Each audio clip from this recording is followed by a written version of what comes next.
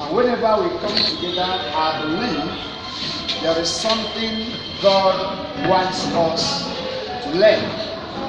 Today, we are going to start with what I call the 5 fingers of marriage. The 5 fingers of marriage. That's what we shall be starting with.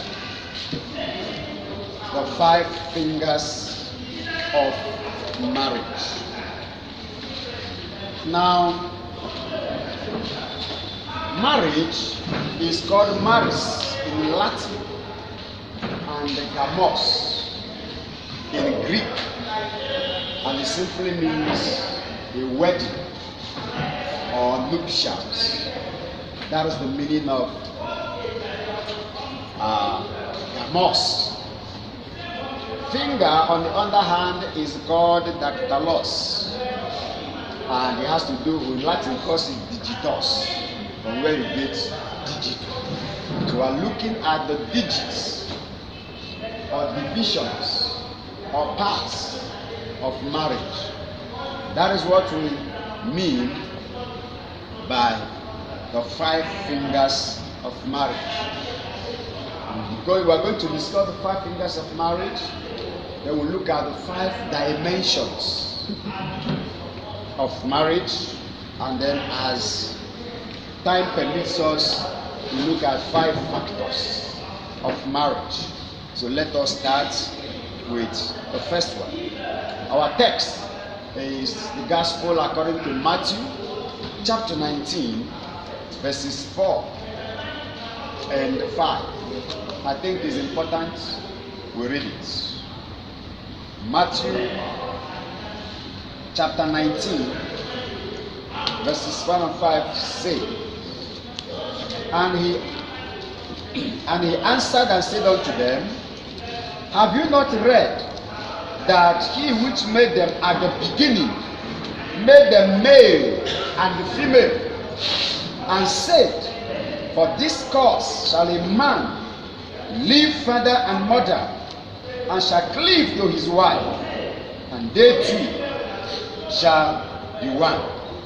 Have you not read that they that made them from the beginning made them male and female? He was trying to let them know, that they are making mistake because of their lack of understanding or perception or knowledge. If they had read, if they had understood, they wouldn't be making the mistake they were making. And so why are we going into teaching? To give proper understanding. The 5 fingers of marriage. Number 1 is choice. Choice. Everybody say choice. Choice. That is, we need to understand that marriage is a choice. We have people here who are already married. We have people here who are yet to be married. The first thing we understand is that marriage is not by force. Marriage is a choice. If you don't want to marry, or if you understand the marriage and discover you cannot keep to the requirements of it, it is better not to marry, because it's not a must, it's not a force, it's not by force, it is a choice. Now, when you talk about choice, in Greek, choice is called a kligomai, which means to choose out, to select. When you are to make a choice, it becomes what you like. That does not mean that what is not chosen is wrong. That is the Greek concept of ekligomai. To choose out of 2 things that are okay. The one you choose becomes what you prefer. That does not make the other one wrong or bad. What do we mean? In the first place, we need to understand that the whole world started with a single. God started the whole world with a single, even though God had marriage in mind. He made them male and female. From beginning, he had marriage in mind. But the Bible tells us that all of a sudden, we are talking about a person. But God did not create a person. We are going to look at it. I want you to know, on the first day of creation, God did not create one person. Who did God create on the first day? Who? Everybody. But for one thing or the other, God puts everybody in one body. God puts everybody in one body and called that one body Adam. So Adam is not a person. Adam is a people. Praise God. Hallelujah. Adam is a community. That is why King James Version says, God said, let us make man in our own image. If you read it from today's English version, he said, let us make human beings in our own image. So God made human beings. He didn't make one person. We're going to get at that later. Okay? So, celibacy, a life of singleness, is also a gift from God. According to Matthew chapter 19, verse 12, there are some who are created to be single and not married. So the first finger of marriage is that it is a choice, which has to do when you discover your purpose, that will help you to make a choice. That is why God gave man work to do before he gave him wife. You must discover your purpose. You are not qualified to propose until you have discovered your purpose. Purpose seniors proposal. Why we have many married people here? Many of you also are marriage counselors. So while we are talking about how to marry, don't say, but I'm already married. When you get the knowledge, you help other people. Praise God. Hallelujah. That means that everybody is complete without marriage. Everybody is complete without marriage. Contrary to what people say, you are not complete until you marry. And therefore, when you marry, say, have you seen your better half? And some of people ask you, how about your better half? And when people ask you about your better half, you respond, she is fine. That is an insult. Because you are now saying that your wife is a half human being. Or yourself, you are a half human being. You are a half, she's a half. And that's why two of you are one. That is contrary to scripture. Scripture never said the half will join half to become one. So that phrase, better half, is an insult. If you understand the marriage. So when people ask me, I said, no, I didn't marry a half person. My wife is not a half. Praise God. Hallelujah. And then you call my sweetheart. Well, how about your sweetheart? So without her, your heart is not sweet. Praise God. So you need to understand that God created everybody complete, having what is needed to be a human being and to fulfill his or her destiny without marriage. So God started the whole world with a single and not a couple. That is the first finger we talk about. Praise God. Finger number 2 is marriage is a chance. Marriage is a chance. What Greek calls subukuria. Subukuria is a chance, which Greek says it means a meeting together with a concurrence. A concurrence, a meeting together with.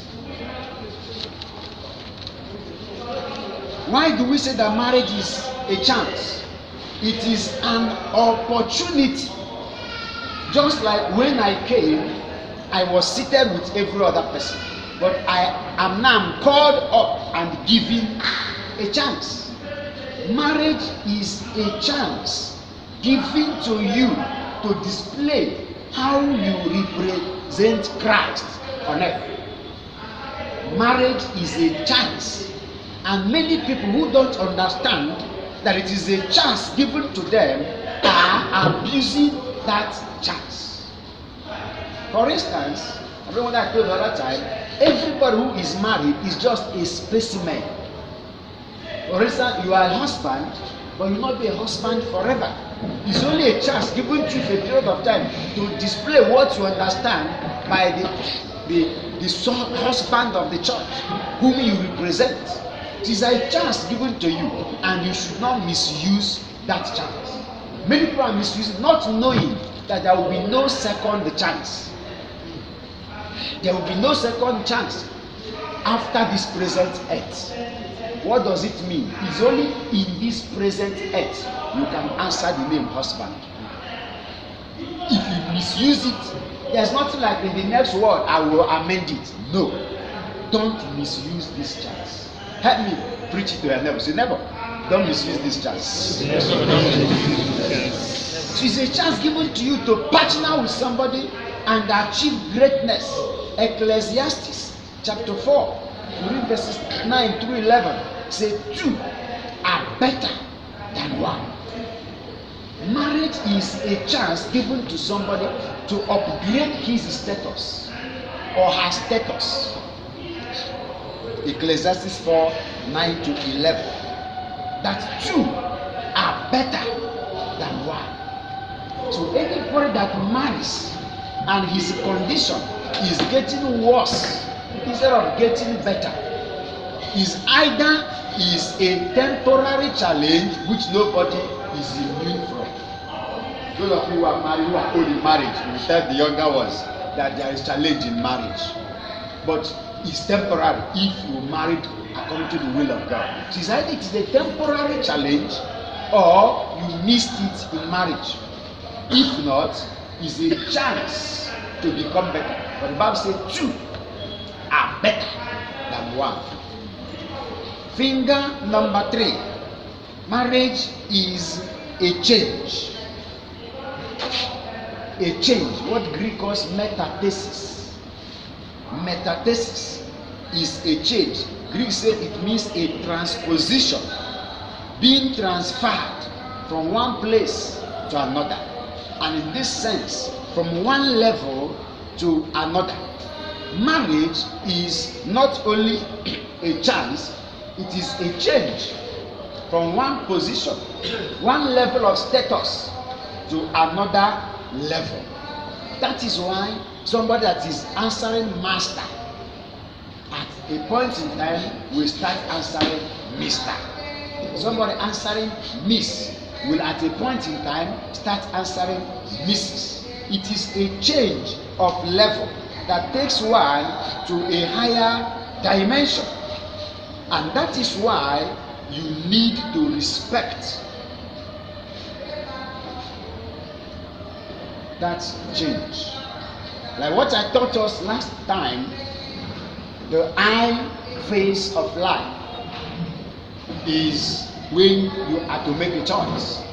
The moment you make a choice, you change phase from the I phase to the we phase. And therefore, you need to understand that you are no longer a single person the moment you get hooked. We're going to still look at that word hooked very soon. Praise God. But you need to respect that level has changed. So you cannot be going out the way you used to go out and be coming in the way you used to come out before. Change has occurred. Your level, your status, your position, you have migrated to the next level or next dimension. You need to understand it and you need to respect it. Finger number 4. Marriage is a chain. Chain, alusis, according to Greek, which means a bond, a chain. In Genesis chapter 2, verse 24, the Bible said the man should come out from his family, leave his father and mother, and now cleave to his wife, and the two of them shall become one. And that is what we call the conjugal bond or marriage bond. Have you heard that word before? Marriage bond. That means they are now together. Now, why we call it marriage bond, I want to let you know that that word, the bond, is actually a contracted word. The full word is bondage. The full word is marriage bondage. But because bondage gives a connotation of negativity, it is always being removed, and they call it the marriage bond, marital bond, conjugal bond. But what it means that every married person is in bondage. That is the truth. Living in bondage. Is living in bondage. Every married person is living in bondage. So the earlier you understand it, the better. And this is the kind of bondage that does not need deliverance. You don't need an intercessor to deliver from this bondage, because it's a bondage for life. If the only thing that can deliver you is death, till death break the chain. Marriage is a chain. Every married person is in bondage, and sometimes they have a symbol of that bondage called the ring. Ring, what is ring? Symbol of bondage. Every married person is in bondage. So if the earlier you understand, you are no longer free. You are no longer the person you used to be. You don't have the right anymore, so to say, to act without checks and balances, because now you are in bondage. That is why you don't have to rush into marriage. So if you want to be a free person for life, don't marry. If you don't want to be in bondage, don't marry. That is what St. Paul was saying in 1 Corinthians chapter 7. He says, I want all men to be as I am. He said, why? He said, those who marry will enter troubles. Those who marry will encounter troubles of this world. They will enter into challenges, into bondage. 1 Corinthians chapter 7, you read verse 28, thereabouts, even verse 33. Anybody who marries, a step to marriage is a step to bondage. And bondage has to do with difficulties, chains, yokes.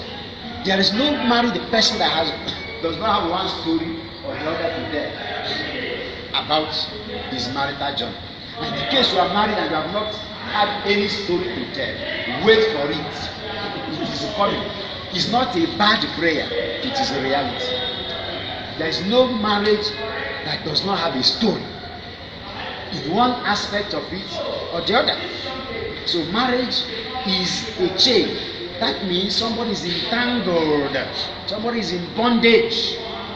So the earlier we understand it, the better for us. The fifth finger of marriage is that marriage is charity. We're looking at the 5 C's of marriage. The first one is a choice. The second one is a chance. The third one is a change. The fourth one is change. And the fifth one is charity.